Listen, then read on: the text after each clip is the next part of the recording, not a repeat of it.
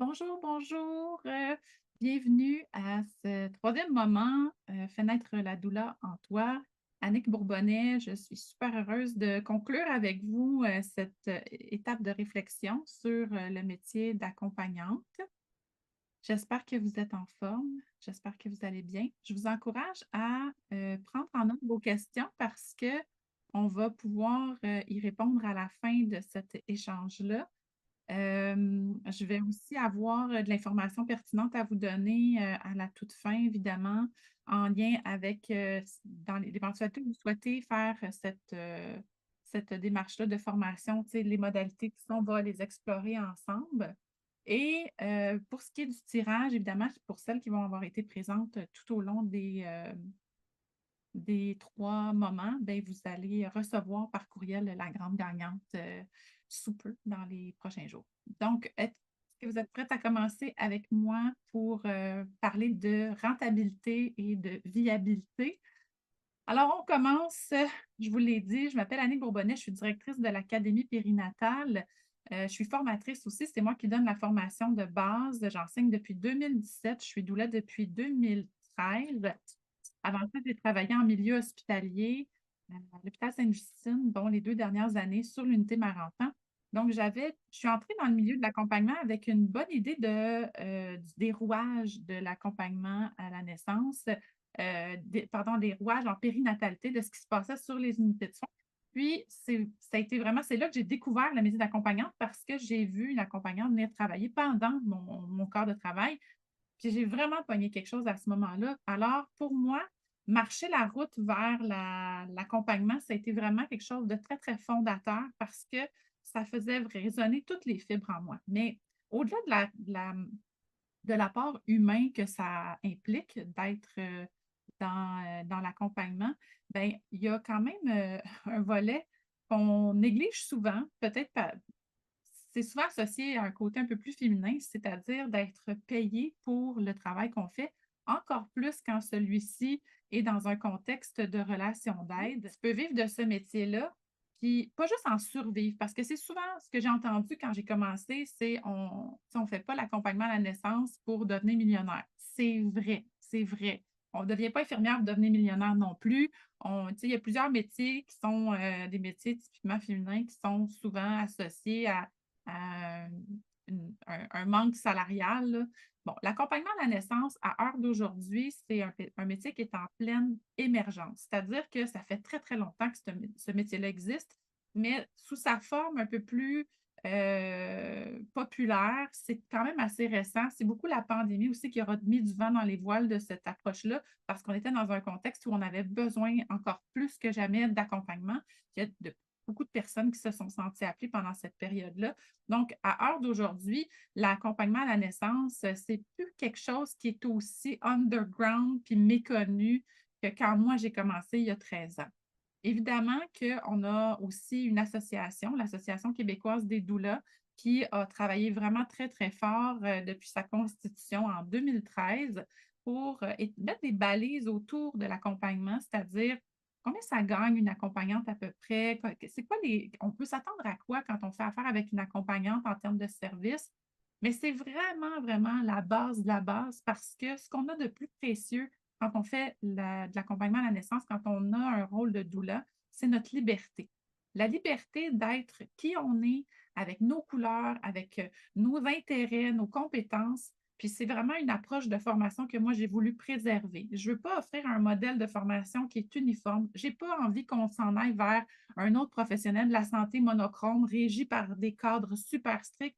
Les familles n'ont pas besoin d'un autre professionnel de la santé. Les familles ont besoin d'une personne qui leur ressemble dans leur équipe, qui permet de faire le pont avec leurs aspirations, leurs besoins, leurs valeurs, leurs peurs et l'univers périnatal dans lequel ils sont appelés à évoluer. Ça, c'est notre rôle de faire ça. Ça veut dire qu'on n'a pas d'horaire de travail, on n'a pas de jours fériés. On prend les gens, évidemment que dans les rendez-vous de préparation, on s'organise comme on veut, mais les naissances, c'est quelque chose qu'on ne contrôle pas. Alors, on doit avoir cette capacité-là d'accompagner librement quand le bébé se présente, puis d'être dans une espèce de lâcher-prise. C'est quelque chose qu'on va apprendre énormément en formation, justement, de se laisser porter par ce qu'on ne contrôle pas. On devient aussi des pros à prévoir l'imprévisible. Moi, je le dis comme ça, là, on devient des spécialistes à prévoir l'imprévisible, fait qu'on développe toutes sortes de mécanismes pour pouvoir assurer nos autres rôles de maman, de partenaire, puis à partir de là, d'être disponible pour les gens. En ce qui me concerne, moi, je le dis de plus en plus parce que je trouve ça important, mais je suis arrivée dans la maternité. Moi, j'ai un trouble d'anxiété généralisée que j'ai reçu le diagnostic, début vingtaine, mais clairement, j'ai porté ça toute ma vie. Là, j'étais une enfant anxieuse, une ado anxieuse, une adulte anxieuse et une maman anxieuse. Donc, tout ce que j'ai été appelée à faire dans mon parcours de vie, ça a été pour m'aider à gérer ce côté-là de ma personnalité, pour être capable d'adoucir ce qui tenait en moi très, très fort. Fait que ça a été, de me spécialiser en relation d'aide, devenir thérapeute en relation d'aide, devenir praticienne en hypnose, devenir accompagnante à la naissance. Tous ces chapeaux-là, toutes ces formations-là sont venues parfaire ce que je portais déjà en moi, qui était une volonté viscérale d'adoucir les espaces chargés, les espaces de stress. J'ai donné naissance à Hypnodoula, qui est une approche qui harmonise toutes ces compétences-là, ces connaissances-là. Une approche qui s'est énormément déployée dans les années, mais qui a commencé dans la naissance, qui aujourd'hui accompagne les gens qui souffrent d'anxiété, de stress, qui ont besoin de se retrouver, des gens qui ont besoin d'accompagner des transitions dans leur vie, des gens qui vivent la maladie grave. Donc, il y a des produits pour tous ces gens-là, des produits d'accompagnement pour tous ces gens-là. Puis, j'accompagne en 1-1, en groupe, différentes tranches de la vie en général. Mais ça a commencé dans la naissance au départ. Fait que ça a été ça, moi, qui a été ma couleur d'accompagnante. C'était de me spécialiser dans ces différentes disciplines-là. Puis, inévitablement, avec la pratique, après avoir accompagné des centaines d'accouchements, c'est devenu une approche d'accompagnement, une approche de préparation à l'accouchement aussi, qui est le plus référé en périnatalité actuellement. Fait que moi, comme accompagnante, ça a été mes couleurs. Il y en a d'autres qui se spécialisent en thalasso bain bébé, il y en a d'autres qui font de la massothérapie, d'autres qui sont aussi acupunctrices. Bref, vous arrivez déjà avec un bagage dans ce métier-là, puis ça, comme moi, ça va prendre forme à l'intérieur des espaces de formation, qui sont des espaces de transformation. On accompagne l'individu individuellement dans un groupe pour que vous puissiez trouver vos couleurs, trouver vos valeurs. Puis c'est ça qui fait une grande distinction. Puis c'est ce qui fait que ça résonne autant avec les gens. Parce qu'il y a autant de familles qu'il y a de doulas différentes. Puis c'est cet arrimage-là. Il y a une clientèle pour vous qui vous ressemble, qui va résonner avec qui vous êtes, avec ce que vous avez envie d'offrir. Fait que l'idée, c'est de créer une vie qui fait du sens aussi pour vous. Moi, je voulais être auprès de mes enfants. C'était ma première motivation. Je voulais être auprès de mes enfants, puis je voulais investir l'espace de la naissance parce que je croyais que je pouvais apporter à cet espace-là aux familles qui allaient me choisir, apporter plus de douceur, plus de sérénité, plus de confiance, plus d'assurance. Je sentais que c'était là ma place. Puis, ça s'est organisé, précisé avec les accompagnements, avec les années, avec les formations. L'important, c'est d'écouter l'appel. C'est ce qu'on a fait dans un premier temps. On a aussi découvert les autres façons d'être doula, on en a parlé. Maintenant, ce qu'on va regarder, c'est comment transformer cette envie-là dans une réalité qui te fait vivre, parce que c'est aussi important. La viabilité du métier de doula. Donc, je vous ai sorti les grands chiffres. C'est pas, tu sais, c'est des moyennes, en fait, là. Fait que des fois, en région, on va voir une petite différence par rapport aux grands centres. Puis, mais grosso modo, on peut se rallier à ça. Puis, j'ai voulu aussi faire des chiffres qui étaient faciles à compter parce que, euh, ben, déjà, c'est très, très proche. C'est ça, c'est la réalité. Une doula de naissance, quand on parle d'accompagnement à la naissance, on va parler de rencontre prénatale, présence à l'accouchement, une rencontre postnatale. C'est comme le forfait de base, là. 2 à 3 rencontres prénatales, tout ça. Fait que ça va varier entre 1500, 2000, 2500 $ par accompagnement, selon les régions, selon l'expérience aussi, selon les services qui vont être offerts. Comme par exemple, si je fais de l'hypnose avec les gens, d'autres font de la masso, elle va peut-être ajouter des éléments dans ces forfaits-là, dans ces prix-là, puis ça va influencer un petit peu le montant total. Au niveau du postnatal, en général, on va avoir des banques d'heures. Ça va être facturé à l'heure. Fait que les gens vont acheter 3 heures ou 3 fois 3 heures, ou ça peut être des forfaits, mais ça varie entre 45, 50, 55 de l'heure. Une doula spécialisée, donc, qui est fait de la naturothérapie, naturopathie, comme moi, je suis praticienne en hypnose, thérapeute en relation d'aide. Ben, à ce moment-là, on va faire des consultations avec les gens qui vont osciller entre 85 et 115 par séance, ou on va faire des forfaits, par exemple, plusieurs rencontres en bundle, en banque. Puis, bref, ça s'organise, puis on va le détailler vraiment en formation. Je voulais vous donner une idée de ce que ça pouvait, quoi ça pouvait ressembler un accompagnement comme ça dans son truc global. Fait que si, par exemple, on prend 2 naissances par mois, on considère qu'à 3 naissances par mois, c'est un travail à temps plein. Parce qu'il y aura les rencontres prénatales, il y aura les présences aux accouchements aussi qui peuvent varier. Fait que, tu sais, on peut partir un 6 à 24 heures là, selon les naissances. D'où l'importance après ça de travailler en équipe pour avoir une relève, mais ça, on va détailler ça aussi en formation. Mais mettons qu'on est très conservateur, puis qu'on y va avec 2 naissances par mois, puis il faut garder à l'esprit aussi qu'il y aurait peut-être une période de transition quand on démarre un service pour apprendre à se faire connaître, tout ça. Je vous montre en formation comment mettre ça en place. Mais une personne qui fait, c'est ça, deux naissances par mois avec un 8 heures de postnatal, bon, on parle d'un revenu environ de 4 400 à 5 600 par mois. Évidemment, c'est un revenu de travailleur autonome. Donc, de ça, on va déduire et des impôts à la fin de l'année. Vous allez avoir des cotisations aussi à remettre au gouvernement. Fait que ce n'est pas un salaire qui est net, c'est un salaire qui est brut. On a la formation entrepreneuriat justement pour aborder toutes ces notions-là pour que vous soyez en clair, pour vous montrer aussi comment vous organiser là-dedans pour celles qui sont peu familières avec ces notions-là d'entrepreneuriat. Mais c'est quand même un revenu qui est intéressant et qui se fait dans une disponibilité temps partiel, mais qu'on considère à temps plein parce que c'est quand même prenant d'être de garde pour des naissances et tout. Après ça, on peut se bâtir une clientèle que postnatale, puis que faire un temps plein à, je ne sais pas, 12, 15, 20 heures par semaine d'accompagnement en postnatal, où on va aller chez les gens avec des banques d'heures et tout ça, ou on peut avoir un service spécialisé, puis travailler comme ça avec des consultations, soit à domicile, soit à son bureau. Bref, tout ça se peut. C'est pour ça que je vous dis que dans un premier temps, l'idée, c'est de se voir en train de faire quelque chose, c'est de voir qu'est-ce que j'ai besoin. Ma réalité, quand j'ai commencé avec des jeunes enfants, n'est pas du tout la même aujourd'hui, alors que mes enfants rentrent dans l'adolescence. La disponibilité de temps n'est pas la même. Quand mes enfants sont rentrés à l'école, ça a fait une différence aussi dans notre rythme de vie. Fait que mon métier a toujours suivi le rythme familial. Puis ça a toujours été ça ma principale motivation. Je suis rentrée dans ce métier-là pour être auprès de mes enfants. Fait que j'ai construit mon métier autour de la réalité de mes enfants. Fait que quand ils étaient tout petits, ils n'allaient pas à la garderie. Certains ont des enfants qui vont à la garderie. Ça aussi, ça crée une différence dans la disponibilité de temps. Fait que l'idée, c'est vraiment que ce métier-là puisse s'adapter à vous, à vos aspirations, à vos valeurs, puis, évidemment, en l'harmonisant aux besoins de la clientèle aussi.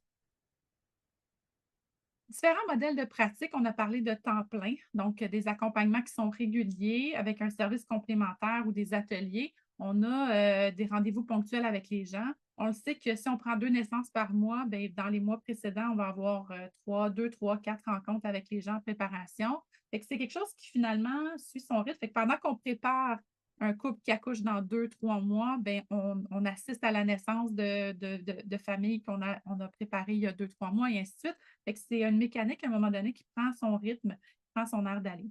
À temps partiel, ben, les gens vont souvent le combiner avec un autre emploi. À ce moment-là, est-ce qu'on a un emploi flexible qui nous permet de manquer le travail quand on a des naissances? Il y a des fois des gens qui vont travailler comme aide natale en maison de naissance ou qui travaillent pour une petite boîte ou ils ont un emploi qui peuvent varier leurs heures ou qui font déjà un temps partiel ou qui donnent des ateliers de yoga, bref, tout ça peut se combiner. Des fois, on a une pratique en parallèle comme massothérapeute, comme comme acupunctrice, comme éducatrice à la petite enfance, je dis n'importe quoi, mais tu sais, l'idée, c'est de trouver son compte là-dedans. Il y a des choses qu'on aime faire aussi puis qu'on ne veut pas arrêter de faire. Fait que, tu sais, j'ai croisé des doulas qui avaient 2 métiers en même temps, qui faisaient un peu d'accompagnement, qui faisaient aussi leur métier, puis trouvaient un équilibre là-dedans, puis étaient bien. Il y en a qui vont fonctionner par saison. Il y en a qui vont accompagner que l'été, d'autres qui vont accompagner que l'hiver, passer l'été avec les enfants. Alors, tout ça se peut. L'idée, c'est vraiment de préciser ses besoins puis de voir comment est-ce qu'on a envie de manifester les choses, mais ça s'organise. Puis l'avantage de le faire par saison, ben, c'est que tu peux t'octroyer des périodes de calme, donc un répit sans garde. Parce que c'est la garde qui est très, très intense pour la plupart d'entre nous, c'est d'être appelé toute heure du jour ou de la nuit. Évidemment qu'on ne prend pas 12 accouchements par mois parce que ça ne serait pas viable, mais on sait qu'il y aura 2, 3 fois dans le mois où on va être appelé, peut-être plus, des fois pour des fausses alertes, ça peut arriver. Mais fait que je voulais que vous ayez une idée un petit peu de comment ça s'organise, comment est-ce qu'on parle de temps plein, parce que c'est différent du milieu salarié où on parle d'un 35-40 heures à temps plein, puis ainsi de suite. Ce n'est pas tellement en termes d'heures qu'on va parler, on va plutôt parler en termes d'accompagnement. Puis voilà, c'est comme ça que ça s'organise. Ensuite de ça, une fois qu'on entame un processus comme celui-là, on est travailleur autonome, on est entrepreneur, fait qu'on veut sécuriser ses revenus. Il y a différentes façons de le faire. On va pouvoir en parler aussi plus profondément en formation au fur et à mesure que vous avancez aussi dans votre pratique.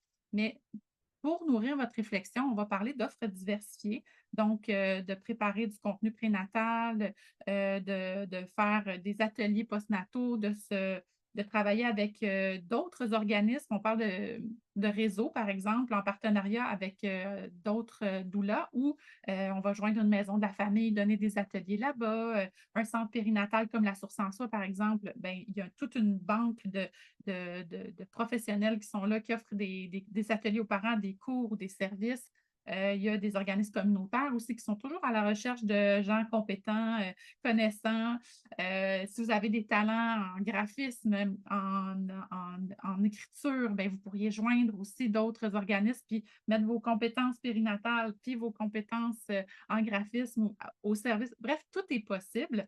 On va aussi peut-être s'associer avec des services sages-femmes, si on les connaît, des cliniques, tout ça, des centres de santé. Il y a toujours moyen de bâtir un réseau de collaboration avec d'autres organismes ou d'autres professionnels. On va parler de fidélisation aussi. Quand les familles reviennent pour un deuxième bébé ou qui vous recommandent à leurs proches, c'est beaucoup comme ça que la promotion pour les doulas se fait. On est visible énormément on peut être visible sur les réseaux sociaux, on peut être visible dans des revues périnatales, bref, on peut collaborer de différentes façons, mais ça reste encore et toujours le référencement puis la fidélisation de la clientèle qui est. Puis ça, on l'aborde en formation, comment offrir à sa clientèle quelque chose de plus-value qui fait en sorte qu'ils reviennent ou qu'ils nous réfèrent. L'expérience globale a été extrêmement satisfaisante.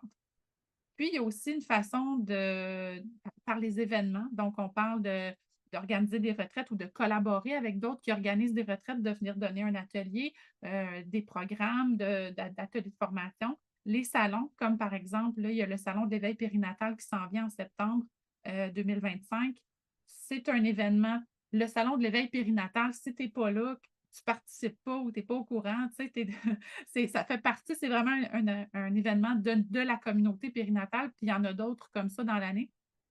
Fait que de se brancher à cette communauté-là pour être vu, être reconnu, reconnaître l'autre, participer, avoir un gros coffre à outils de référence aussi parce qu'on ne répond pas à tous les besoins tout le temps. Ça peut arriver qu'on ait besoin de, de, comme par exemple, souvent, moi, je vais recevoir de la clientèle des autres doulas parce que l'accouchement était difficile ou ils ont un bagage difficile. Ça, c'est vraiment ma spécialité. Fait que moi, je vais travailler avec elle, avec l'hypnose, avec des consultations spécifiques, puis pendant que la doula, elle assure la préparation prénatale, la présence à l'accouchement, tout ça. Fait qu'on fait des accompagnements conjoints comme ça. Alors, les piliers pour en vivre, je vous ai sorti les grandes lignes, puis ça va revenir avec ce qu'on a parlé depuis le début. Déjà, avoir une formation solide qui permet de développer ses compétences pour savoir comment se positionner. On n'est pas générique. Fait que, tu sais, si on a une proposition générique de base, puis qu'on n'a pas été capable de se définir à l'intérieur de cette proposition-là, ça n'aura pas l'effet escompté parce que les gens n'achètent pas une préparation prénatale. Ils vous achètent vous, parce que vous êtes unique, parce que vous êtes différente, puis que ce que vous offrez, ça résonne avec eux. Fait qu'on doit pouvoir avoir une formation solide à ce niveau-là. Un cadre professionnel puis une posture. Donc, comment on fixe ses limites pour assumer son rôle? On est de garde 24 heures sur 24, 7 jours sur 7, peut-être 365 jours par année si on ne s'organise pas pour avoir des. Ça aussi, comment on s'organise des vacances dans un contexte comme celui-là? On prend des vacances. Mais faut le prévoir, il faut le planifier. Mais il est où mon cadre de travail? Pour ne pas empiétrer aussi sur les autres professionnels, si on est, puis j'aurais pu hein, me mélanger là-dedans. Pour moi, c'était tellement clair qui faisait quoi parce que j'avais évolué dans le milieu hospitalier que mon cadre de travail a toujours été très, très clairement défini. Mais des fois, par maladresse ou par ignorance, si on sort de son cadre de travail, ça peut être problématique. Fixer ses limites auprès de la garde 24/7, fixer ses limites par rapport aux attentes que les gens ont envers nous, à l'engagement qu'on prend envers eux. Tout ça, c'est quelque chose qu'on va définir en formation parce que c'est important de savoir où on s'en va par rapport à ça pour ne pas créer des fausses attentes non plus avec les gens. Puis pour savoir, nous, comment je peux mesurer mon niveau de réussite, où est-ce que je le figure, comment que je le calcule, je ne suis pas responsable du résultat de l'accouchement des gens. Je ne suis pas responsable. Comment est-ce que c'est le nombre de clients que j'ai? Est-ce que c'est le nombre d'accouchements auxquels j'ai assisté? Ils sont où mes marqueurs de succès pour que j'ai une vie satisfaisante à travers ce métier-là? On l'apprend à travers les différentes journées de formation. Communauté et réseau. L'erreur là, que trop font ou ont fait, c'est de rester isolé. Si tu ne t'entoures pas de d'autres doulas, si tu n'es pas. Parce que honnêtement, là, on a des proches, des partenaires de vie qui sont géniaux, géniales, mais ils ne comprennent pas ce qu'on fait. Mon chum, quand je rentre d'un accouchement, il me demande si ça a bien été, puis il veut que je réponde oui. Parce que si je réponds non, il ne sait pas quoi faire avec moi, il ne sait pas quoi faire avec ça. Il n'est pas dans ce milieu-là, il ne comprend pas les pendants étonnants de ce que ça peut me faire vivre, toute cette situation-là. Fait que si c'est quelque chose, si je considère que ça n'a pas super bien été, je vais lui dire ça n'a pas super bien été, mais je vais parler à mon ami Annie, mon ami puis on va débriefer ça ensemble. Fait que là, il est content, il est rassuré, puis il va s'assurer que j'ai de l'espace pour revenir de cette naissance-là. Fait qu'il peut être une personne soutenante parce que j'ai travaillé toute la nuit, parce que ci, parce que ça, mais il y a quand même une limite dans sa compréhension de ce que c'est d'assister à ces événements-là, d'être auprès de ces gens-là dans ce contexte-là, d'être témoin d'autant de magie, de puissance, d'effervescence. Tu sais, rentrer d'une naissance, là, c'est être un peu en décalage avec le restant du monde pendant une couple d'heures parce que assister à ça, c'est tellement puissant, c'est tellement fort.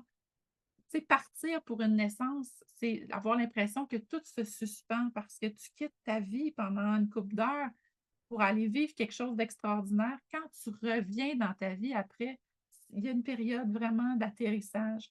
Fait que rester isolé, ça veut dire vivre toutes ces montagnes russes-là seul. Ça veut dire ne pas avoir quelqu'un avec qui partager ce qu'on a vécu. Il n'y a pas mieux qu'une autre doula pour comprendre si tu as de la peine, si tu es déçu, si tu es en grande joie, extasié par une naissance. C'est vraiment ton réseau de soutien qui va pouvoir comprendre. Puis à l'intérieur de ce réseau-là, ben, il y a de la formation continue, il y a des ateliers, savoir qui sont les piliers de ta communauté aussi pour pouvoir t'y référer, pour pouvoir t'en inspirer, pour éventuellement toi aussi devenir un pilier de cette communauté-là. C'est un peu la route que j'ai marchée aussi dans les 13 dernières années. Fait que c'est important de s'impliquer dans cette communauté-là, mais surtout de se coller à cette communauté-là. Imagine que tu commences l'accompagnement demain, là, que tu as tout fait ta formation, tu sais quoi offrir, tu as des gens autour de toi pour t'épauler, tu es soutenu, tu es vraiment dans un noyau, là, un cocon solide. Puis là, le chemin est clair. Imagine comment tu peux te sentir. Tu vis une transition professionnelle, il y a plein d'imprévus, il y a plein de variables, mais tu n'es pas seul. Tu es outillé, tu connais ton métier. Là, il te reste plus qu'à le mettre en pratique, qu'à le faire avec tes pairs, qu'à célébrer les joies des autres, les premiers accompagnements de une, la rencontre d'approche de l'autre, puis célébrer les tiennes à travers ça. C'est vraiment un tissu familial qu'on crée à l'intérieur de chacune des cohortes de formation. C'est le terreau le plus fertile pour se déployer. Moi, ce que je veux comme formatrice, c'est que vous viviez une transformation humaine, une transformation profonde, que vous puissiez vous inspirer les unes des autres et qu'après ça, vous puissiez gagner votre vie avec votre métier. C'est fondamental pour moi. Fait que ça fait partie de mes objectifs à travers tout ça. Fait que c'est sûr que c'est pensé puis tout est mis en œuvre pour on arrive là, tout le monde ensemble. L'avantage de la formation en direct, c'est une décision que nous, on a prise à l'Académie périnatale de faire de la formation en direct, c'est-à-dire que même quand on est en visioconférence, c'est toujours en direct. On n'offre pas de formation préenregistrée parce que c'est un espace tellement chargé, tellement sensible que tout le monde vit toutes sortes d'affaires à travers la formation. Puis les réflexions, les questions, les échanges, les discussions qu'on a à travers la matière font en sorte que tout le monde peut intégrer l'information avec beaucoup plus de profondeur, comprendre avec plus de justesse, puis s'approprier la préparation, la formation pour la transmettre ensuite. C'est pas un contenu qui peut rester ici. Quand on regarde une vidéo, on l'apprend avec la tête, on comprend des choses, mais pour pouvoir le mettre en pratique puis le livrer, on doit pouvoir l'intégrer. Il y a un espace d'intégration. Fait que le groupe devient un soutien moral, les échanges d'expériences viennent bonifier toute la formation. Il y a vraiment une synergie qui se crée à l'intérieur du groupe, une dynamique collective, et chaque groupe a sa couleur, a sa teinte. Je le sais parce que j'ai une vingtaine de cohortes maintenant en arrière de la cravate. Fait que c'est magnifique pour moi, assister à la naissance d'un groupe, c'est comme assister à la naissance d'une famille. C'est aussi précieux, c'est aussi riche. Il y a un engagement aussi à le faire ensemble, puis il y a plus de chances d'aller jusqu'au bout. Je ne sais pas pour vous, mais acheter des formations enregistrées puis pas les écouter, là, c'est le fléau des dernières années. On a toutes des formations à moitié, comme commencées, entamées, parce qu'il n'y a pas d'engagement. Ce n'est pas au même niveau que quand on y va, on est en direct, puis tu retrouves ton autre partenaire, puis là, elle avait elle a vécu quelque chose, puis là, il y a une suite, puis là, on se pose des questions, puis là, tranquillement, elle a une cliente, puis on construit quelque chose ensemble. Et ensemble, ben, on va plus vite. Alors, ça m'amène à vous parler de mon année Doula, qui est la proposition de formation globale de l'Académie périnatale. Mon année Doula, ce que ça permet de faire, c'est d'avoir un tronc commun. Déjà, on va rentrer avec la base solide pour toutes. Puis ensuite de ça, on va se spécialiser, celle qui le souhaitent, prendre une avenue plus naissance ou postnatale, ou aller chercher un titre de naturothérapie ou naturopathie ultimement pour donner des reçus. Je vais y revenir tantôt à ça. Tout est en direct. On est vraiment dans une connexion humaine. On est dans un échange continu, c'est-à-dire qu'au-delà des journées de formation, on reste en contact en continu entre nos journées de formation. Fait qu'à partir du moment où on entre dans cette avenue-là, c'est vraiment un train. Tout le monde, on s'en va quelque part. Par contre, chacune va à son rythme. Oui, il y a les journées de formation, mais il y en a qui vont arriver en formation avec déjà une rencontre d'approche de presque faite parce que leur amie est enceinte, parce que leur collègue, parce que si, parce qu'elles sont déjà là-dedans. Il y en a d'autres qui vont terminer leur formation après 1 an et demi, puis là, elles vont commencer à pratiquer. Puis entre les deux, il y a 1 million de possibilités, puis on va accompagner chacune dans son parcours à elle. Mais on va le faire ensemble. La spécialisation, c'est une réflexion qu'on n'a pas, c'est une décision qu'on n'a pas besoin de prendre au départ. On peut avancer un petit peu le processus, puis voir qu'est-ce qui résonne le plus, voir aussi, à comprendre un peu plus qu'est-ce que ça implique de faire ces choix-là ou d'avoir ces pratiques-là. Puis il y en a qui vont finalement prendre des décisions plus vers la fin de la formation de base en se disant, je vais peut-être aller jusque-là pour l'instant, puis aller plus loin par la suite. Bref, tout se peut rendu là. C'est vraiment à vous de déterminer votre chemin, mais on va le faire avec vous. La communauté à l'Académie périnatale est vraiment très, très active. C'est important pour moi que vous sentiez que vous faites partie d'une famille, que vous avez un groupe d'appartenance. Il y a une intensité dans les premiers jours, les premières semaines, les premiers mois qui, tranquillement, se dissipe dans le temps parce que, veut pas, on pratique, on s'établit, mais le noyau, l'équipe, le groupe de base reste un point de référence parce que c'est un repère dans le temps. Puis on a besoin de ce. On revient un peu toujours à la base, finalement. Pendant la formation, il y a une transformation qui est vécue durant cette année de formation-là. de votre entrée jusqu'à votre sortie, humainement parlant, il y a des choses qui bougent dans votre capacité de communiquer, d'écouter, dans vos relations interpersonnelles, si vous avez des enfants, dans votre maternité. Ça a un impact vraiment pluriel et vaste parce que vous êtes en relation avec vous-même et avec les autres à l'intérieur de votre formation. C'est incroyable le cheminement qu'on fait, insoupçonné parce qu'on s'en vient apprendre à pratiquer l'accompagnement à la naissance. Donc, on s'attend à parler de physiologie, de gestion de la douleur, d'intervention, de lieu de naissance. Ça, c'est les choses qui sont attendues. Mais ce qui est inattendu, c'est le sentiment de connecter avec son humanité, de se connaître comme jamais on s'est connu auparavant. Parce que aller à la rencontre de l'autre, c'est d'abord aller à la rencontre de soi. C'est ce qu'on va faire rapidement, dès les premières journées de formation, de façon totalement euh, intuitive, j'ai envie de dire. Puis oui, la matière de l'accompagnement à la naissance nous amène là. Je vous parle des programmes maintenant. Alors, ce qu'on voit ici, c'est le premier programme, c'est accompagnement à la naissance. C'est la porte d'entrée de mon année doula, c'est la porte d'entrée de l'académie. Donc, on a l'accompagnement à la naissance de base et on a allaitement, rythme, physiologie et adaptation. Ce n'est pas un cours sur l'allaitement. C'est vraiment un cours sur la physiologie et l'adaptation, le néonatal. Autant pour la mère et le bébé, c'est un cours qui est très, très pointu, mais qui fait toute la différence au niveau de la posture d'accompagnement. Cette formation-là est le prérequis pour rentrer à l'Association québécoise des doulas comme membre étudiante jusqu'à temps que vous ayez complété vos stages où là, vous allez devenir une membre active. Programme numéro 2, donc on prend le 1, on ajoute les cours qui sont ici.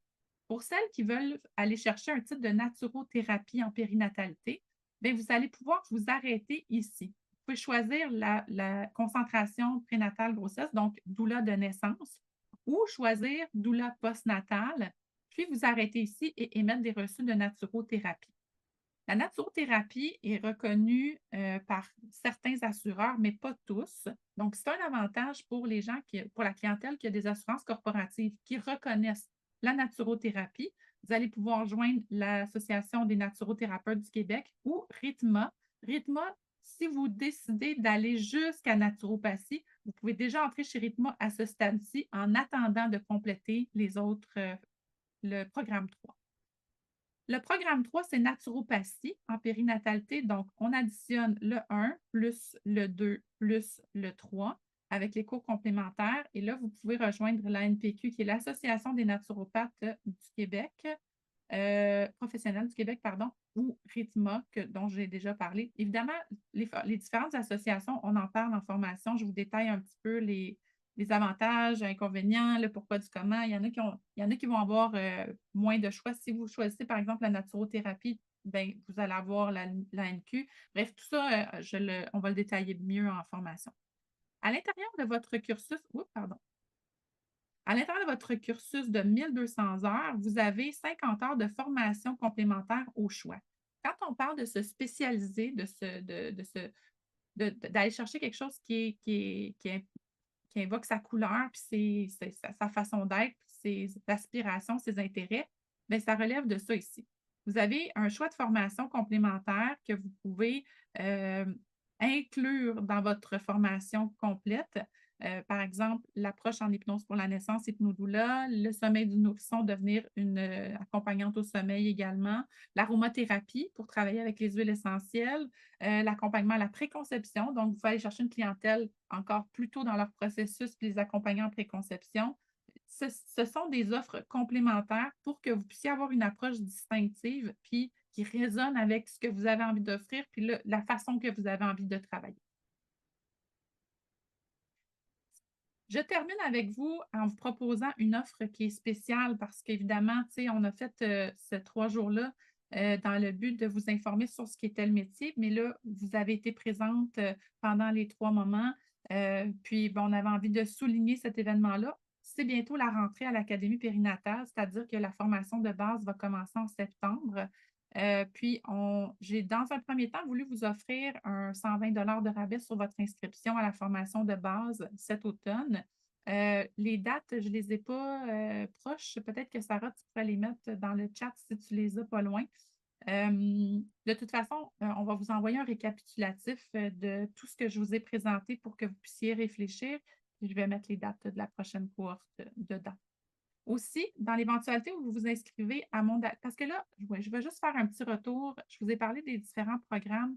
Vous pouvez vous inscrire par programme, donc faire seulement le programme 1. Vous pouvez faire seulement le programme 2, ici ou ici.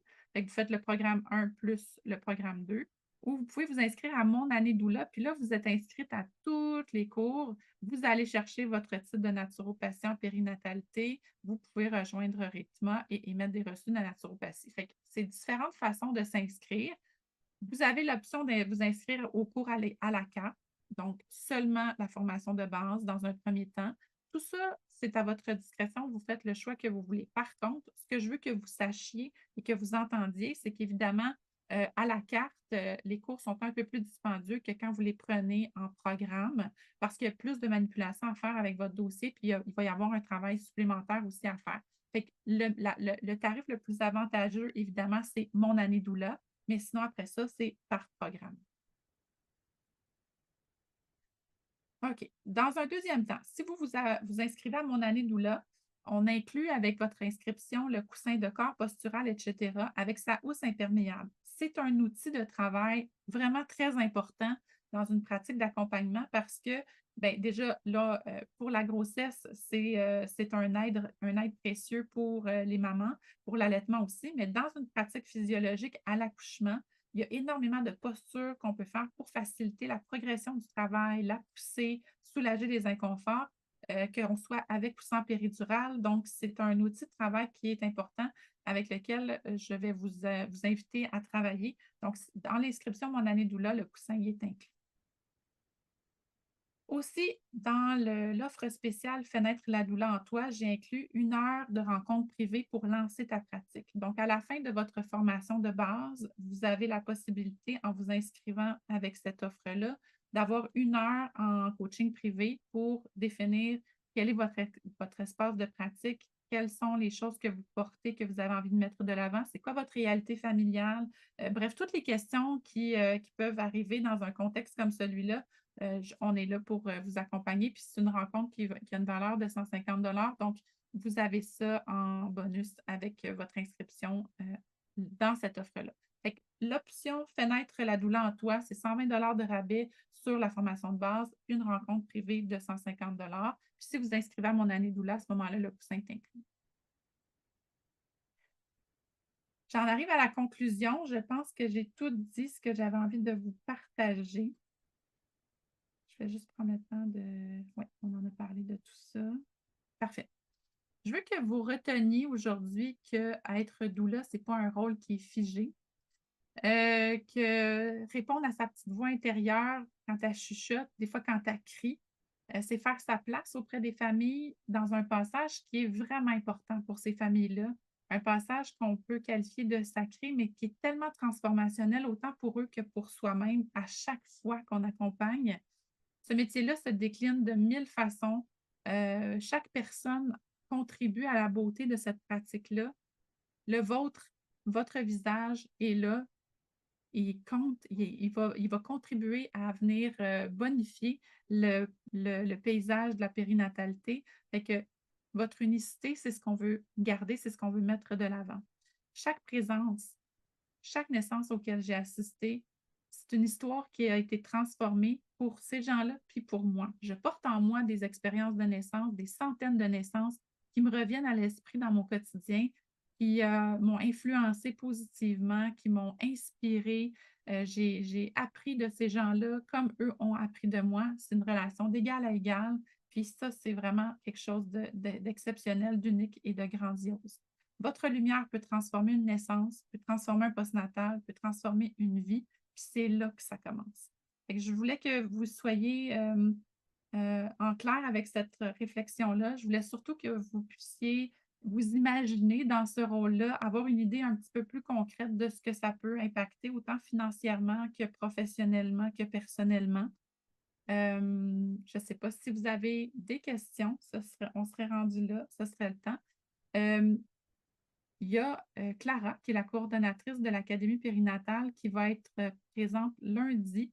Elle fait des permanences, que ça s'appelle. Dans le fond, elle ouvre un Zoom, elle met le lien sur le site Internet, puis de toute façon, on va vous l'envoyer par courriel. Puis lundi de 10h30 à 12h30, si vous avez des questions par rapport aux inscriptions, par rapport à l'académie ou quoi que ce soit, elle va être là aussi pour vous répondre. Mais là, pour l'instant, c'est moi qui est là pour répondre à vos questions. Fait que je suis à vous. Je vous écoute.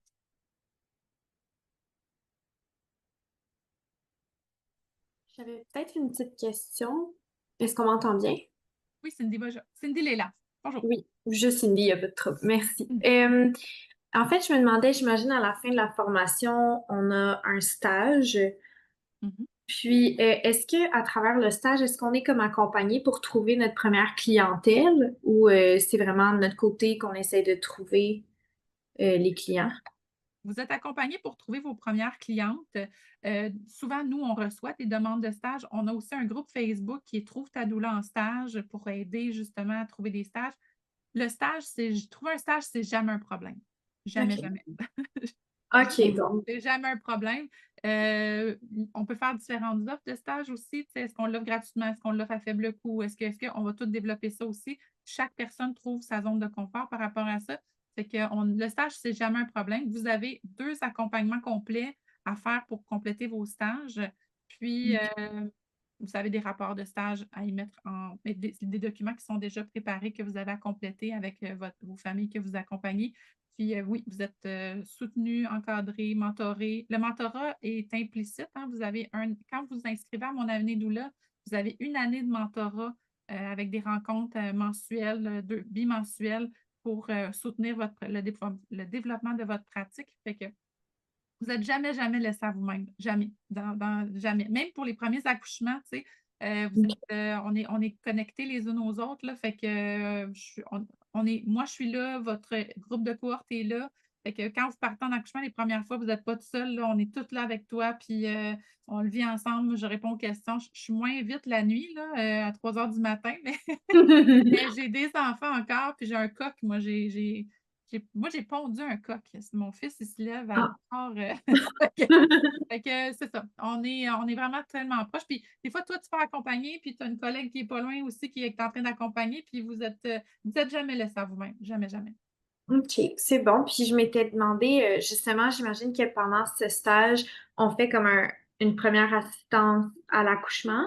Mais dans l'optique, par exemple, que moi, ben, j'ai un petit bébé de 5 mois en ce moment. Ouais. Donc, j'aimerais beaucoup faire de l'accompagnement aux naissances, mais j'ai comme l'impression que probablement qu'au début, ça va être plus difficile parce que j'ai pas nécessairement quelqu'un qui peut le garder tout le temps. Donc, je me demande, étant donné que c'est obligatoire, ben, est-ce que c'est obligatoire pendant le stage ou est-ce que j'ai un certain temps pour le compléter ou... Tu as 2 ans pour compléter ta OK, ta formation. À partir du moment où tu commences un programme, tu as 2 ans pour le compléter. Fait que tu as en masse OK. le temps de puis, tu sais, il faut penser aussi que quand tu commences ta formation, ben, à moins de trouver un stage, maman est à 37 semaines et demie, puis là, Ouais, c'est pas ouais. optimal ça non plus, tu sais. Choisir votre stage en conséquence aussi de ton bébé, fait que tu aurais peut-être des mamans qui seraient plus dues au printemps prochain, tu sais. Il y a Mhm. moyen Ouais. de s'organiser avec ça pour que ça concorde avec, ta réalité familiale. OK, super. Merci beaucoup. Bienvenue. Bonjour. Donc moi je suis en France. Oui, On a pour projet qui se concrétise de plus en plus donc de venir vivre au Canada. d'accord. Si je suis la formation du coup en vidéo donc de la France, est-ce que je suis obligée de faire un stage en France, sachant que les doulas en France, je crois que c'est pas du tout le même fonctionnement que chez vous, c'est beaucoup moins accepté. Le département où je suis, donc j'ai déjà un peu prospecté autour de moi, voilà, quel était le métier de doula et comment ça se matérialisait concrètement chez nous. Mmh. Et j'ai pas eu de très bons échos, c'est-à-dire qu'il y en a beaucoup qui ont arrêté. Je crois que Oui, sur 6 pour l'instant que j'ai eu, il y en a 4 qui ont arrêté leur profession pour différentes ouais. raisons ou qui ont muté, qui font maintenant un peu de thérapeutique holistique à côté parce que ça ne suffit pas. Mmh. Moi, ce que je crains, c'est de ne pouvoir effectuer de stage en France. Est-ce qu'il vaut mieux attendre d'arriver au Canada? Enfin, je me pose beaucoup de questions par rapport à ce stage. En fait, c'est la même règle qui s'applique que pour Cindy tantôt, c'est que tu as 2 ans pour compléter ta formation, tu sais, pour compléter tes stages et tout. Fait que si tu me dis on projette de venir vivre au Canada dans 5 ans, ben là, je te dirais peut-être d'attendre un petit peu ou, tu sais, de toute façon, tu sais, même dans un contexte particulier, on a mis la limite de 2 ans, mais c'est arrivé qu'on, tu sais, dans un contexte où on emménage, puis finalement, ça va être 2 ans et demi. Tu sais, on n'est pas rigide là-dessus. C'est vraiment juste une balise pour guide parce qu'on a eu tu sais, des gens qui arrivent après 10 ans. J'ai fait ma formation il y a 10 ans, là, j'aimerais pas compléter mes stages, mais là, tu n'es plus vraiment à jour. Il fallait mettre une limite par rapport à ça. C'est pour ça le 2 ans est là, mais c'est dans des contextes particuliers, on s'assoit, on en discute. Fait que si c'est quelque chose, c'est un projet qui est là pour l'année prochaine ou, tu sais, ben oui, fais ta formation puis attends d'arriver au Canada pour faire tes stages, il n'y a pas de souci. Euh, c'est ça. Tu sais, c'est pas. Je pense que c'est effectivement une bonne idée. Si tu t'en viens pratiquer au Canada, ce serait mieux de faire tes stages au Canada. Parce que c'est Oui, vraiment bah, deux c'est mondes plus l'idée, oui. complètement différents en France puis au Québec, là. C'est pas du tout la même façon de pratiquer. Tu sais, nous, on va dans les milieux de naissance, on est bienvenus. Tu sais, c'est pas. Je Mm. comprends. Tu sais, j'ai enseigné beaucoup à des gens en France, puis c'est pas simple. Mais il y a certains douleurs qui réussissent à rentrer quand même. Tu sais, Oui, j'ai oui, ma il y en a, collègue. mais Ouais. Mais il y c'est en pas a. facile. C'est pas facile, c'est pas Non. comme ici. Fait que si tu projettes de venir ici, ben, tu sais, pourquoi viens faire tes stages ici. De toute façon, tu sais, on va penser la planification de ton programme d'accompagnement, on va le penser en conséquence aussi que tu t'en viens ici. Donc, faire ta formation avec nous, ben, c'est aussi prendre contact avec le milieu qui est très différent, avec les mœurs et coutumes de la Oui, pratique au oui, Québec, médicale et tout. Comment est-ce que, fait que ça te permet déjà de te faire un peu la tête par rapport à ça. Puis tu vas pouvoir avancer tes travaux, pas juste avec la formation de base. Il n'y aura que tes stages qui resteront en suspens. Mais pour les autres formations, tu as des travaux à remettre, tu as des trucs tu vas pouvoir les avancer quand même sans pratiquer au Québec physiquement. d'accord. Et actuellement, là, j'ai un emploi. Enfin, pour la formation, ça ne nous empêche pas de. Enfin, la formation, c'est 3 jours, c'est ça? 3 jours par mois? Ouais, ben, oui, oui, oui, la formation de base, ben, en fait, en général, c'est des week-ends ou c'est des vendredis, samedis, que vous ayez une journée de Ok. congé quand même pour celles qui travaillent la semaine, parce que sinon, ça fait des grosses semaines pour tout le Ouais, monde. Fait que on fait vendredi, samedi, dimanche ou vendredi, samedi, puis on organise ça pour que ce soit digeste et d'accord. respectueux de votre rythme de vie aussi. D'accord, ok. Super. Merci beaucoup. Il n'y a pas de quoi. Juliette. Allô, Salut. moi je suis encore à l'école, je vais rentrer. Je me demandais comment on peut adapter justement parce que je peux plus durant l'été, admettons, vu que sinon je suis à l'école à temps plein puis mon horaire est comme troué. Fait que je me demandais, est-ce que dans ce temps-là, oh, désolée, est-ce que dans ce temps-là, on peut faire davantage de moments durant l'été, tu sais, parce que je sais que des fois, vous avez des cours qui sont plus durant l'année scolaire, puis moins durant l'été. Je me demandais comment ça s'orientait de ce côté-là. Les cohortes de base, on en a 3 par année. On en a une en automne, hiver et printemps-été, là, au mois de juin, juillet. Fait que c'est l'intensif d'été, en fait. Puis dans ton cas, si tu as de l'école à temps plein, ben ce serait peut-être à ce moment-là qui serait le plus opportun. Par contre, cette cohorte-là, elle est en présentiel à Montréal. Fait que ça, c'est une autre variable. C'est la seule cohorte qui est en présentiel. Toutes les autres sont en visioconférence. Sinon, ben, tu sais, en dehors de, tu sais, par exemple, pour ta formation de base, c'est vendredi, samedi, dimanche. Fait que la plupart des formations ont lieu le week-end. Fait que ça ne serait pas en conflit avec ton école non plus. Ce serait de voir le calendrier puis voir ton horaire, tu sais, si ça rentre pour ne pas te surcharger non plus. Je ne sais pas, tu es rendu dans tes études, mais tu as des travaux à faire, tu as des trucs à étudier, ben, ça va être pareil avec nous aussi quand même un peu. Je pense que c'est moins intense que l'université, mais ça reste que, tu sais, ça serait ça en plus du reste. Fait qu'il faut que ce soit réaliste aussi pour toi. Fait que de voir le calendrier, d'avoir les dates, voir ton horaire d'école. Puis la formation, tu peux la faire à ton rythme à toi. Tu sais, en dehors de ta cohorte, mais ça, mettons que tu manques une journée de ta cohorte, mais tu peux la reprendre de base, je veux dire. Tu peux la reprendre dans la cohorte qui suit. Fait que ça serait possible aussi. C'est ça, c'est de voir ton horaire. Parfait. Puis quand c'est en présentiel, c'est vraiment dans vos locaux à Montréal, dans le fond? Oui, ouais. Parfait. Super. Ça répond à ma question. Merci. Bienvenue, parcouru. Fait que merci de votre présence.